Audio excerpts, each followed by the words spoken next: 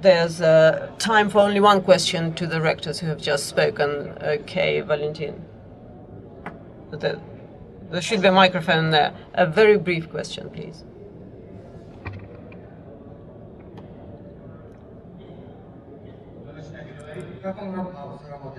Oh, it's working. Valentin Preobrazhensky, I'm an entrepreneur and a participant of the youth forum. The young people at the forum said that they wanted to improve the Russian education system by inviting or appointing foreign professors as rectors in, say, 5 leading Russian universities. For instance, and they gave an example of Shanghai, where there are at least 9 foreign professors who had 9 universities out of 30-something in Shanghai. The very similar situation in Singapore. Cambridge University professor is a rector there. But the question is, could we start competing with Singaporean and Chinese universities by doing this, by appointing foreign professors at 5 leading Russian universities, or at least Russian nationals with foreign degrees? I think the question is probably to the rectors of those universities who are represented here, rather than foreign professors who are still at their universities. So, Andrei Fursenko, I'll ask you first. Does the Russian education system have a chance to become competitive globally? And what we need to do to make it so? I think that we are, in a degree, competitive even today. And if it were not so, I think we would be speaking about different challenges today. We have sustained losses in education. The level of education at this level is not even, not equal. There are specialities and qualifications where we can compete. Unfortunately, most of the rectors here represent those areas where we are least competitive. This does not mean that our rectors themselves are not competitive, but they feel very acutely the lack of competitiveness in their areas, especially in universities who primarily dedicate their time to physics and other natural sciences. Unfortunately, that is the case. They lack competitiveness. But I think that from the point of view of what we need to do first is to look at professional education in a more systematic way. Until professional qualification does not become as good as academic education, we will not be competitive. And Yaroslav was talking about that. If a young person, or rather his parents, until they think that his only chance to get a higher education or diploma is to enter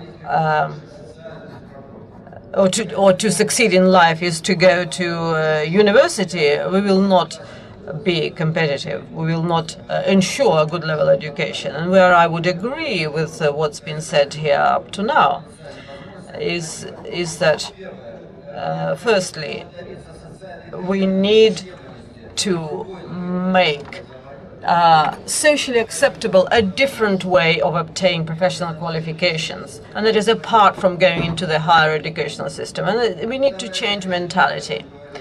Secondly, what Yaroslav and others said, a university is not just a higher educational establishment.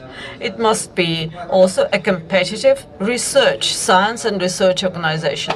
Until we achieve that, we will be still sustaining losses in education, and we will be losing in research and sciences, and this is very harmful. And thirdly, employment, chances of employment for professors and teachers. Until a university teacher is just a teacher, he cannot be competitive. He must be a researcher as well. And we need to rebalance the current situation. Because of the demographic situation, there will be fewer students, and therefore we will have a chance to reduce the number of people and keep the best. But we must ensure that they do research and are paid accordingly. How to ensure that they are paid properly, paid well, is another problem. And Yaroslav was speaking about that. It is difficult to strike the right balance between the short-term funding, 2 or 3 years, and long-term funding for more fundamental research. But what is clear is that to ensure good funding for basic research for medium term is not necessarily the best thing, because when all the funding is basic funding, we need to have basic funding, but when it is the biggest or more or less the only part or the only funding, then it means loss of competitiveness. We need research funding. We need also short-term funding and long-term. What do we need to do? We need to, before we decide that, we need to see what other countries are doing. China was mentioned. China is talking today about increasing the number of people who enter higher education from 15 to 20% to 40%. And the reasons are social reasons, but the social reasons are not the only ones. Specific issues and specific problems, or rather specific questions that would be asked. I don't think it would be right if I ask specific questions. It would be too much like a briefing. Well, why not just say yes or no? On postgraduate courses, do we need to increase the course somewhere? Yes, but not necessarily. It's being done somewhere else. There is opposition from some colleagues from other ministries, but we are increasing the postgraduate period, the term. The diplomas, we need parity agreements for degrees, but not all degrees from foreign universities are the same quality.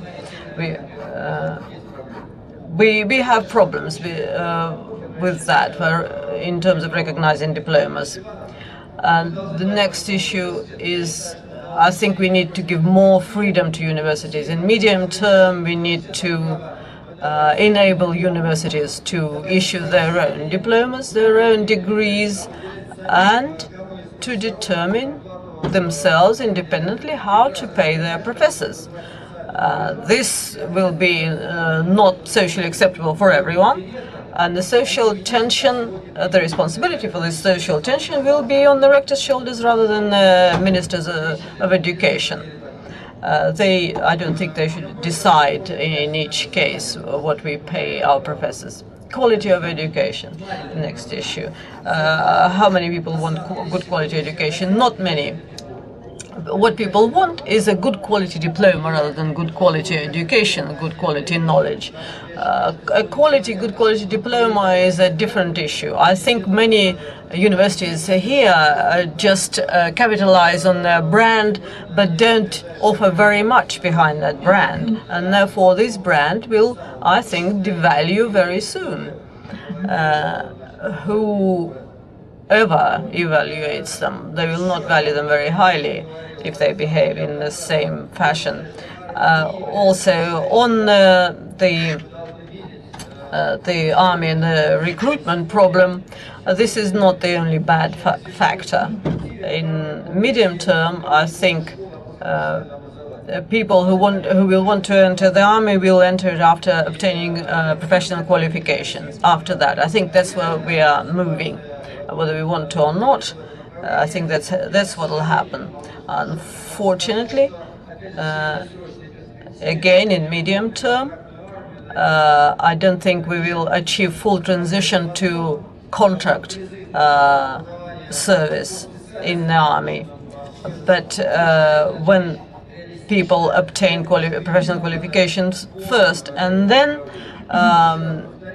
enter the army, I think it'll be certainly a better situation than we have here. But I don't think it is an obstacle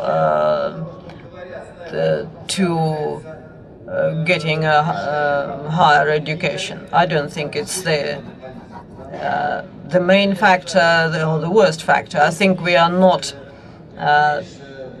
pursuing the right policies in the gender area, and the gender factor need to be taken into account more fully, because young women play a very important role in education.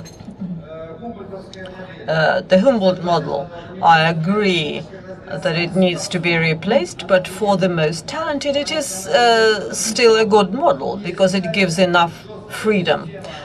Case study system in business education or professional education in specific areas, it would work well for people who are not creators of new knowledge, but consumers of new knowledge. What is important to create new knowledge? I think Humboldt system is still good for that. Prices now. I understand that we need to take market into account, but education is one of the most important social tools. Education we are discussing here, apart from what Oleg was talking about. But even they determine their prices, so taking the market demand into account. Education in the state universities is still a tool of the state, of the government. Tell me, what state-funded universities in any country, there exists a complete freedom to set prices or cost of education. In higher education establishments, I mean. I don't know. I think it will be difficult. Of course,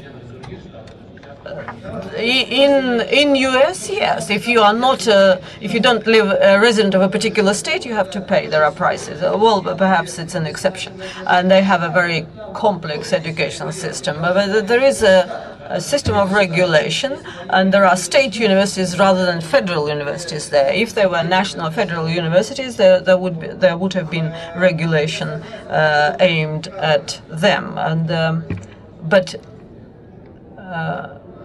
the speaker is not speaking into the microphone. The interpreters can't hear him. Whatever it was mentioned, they say that yes, they helped whatever to survive, but the education system was ruined. Okay, I agree that we lack, or rather we have no surplus of good economists or lawyers. We don't have enough of them, but we have a surplus of diplomas, and we've been discussing that at many events and at many fora. And the last thing I wanted to say is that I agree that we must introduce education in English and other foreign languages, perhaps. But I can't agree that the whole of the educational system must educate people in English. We live in Russia, and to compare Russia and Singapore, I don't think is the right way to approach it. Thank you very much.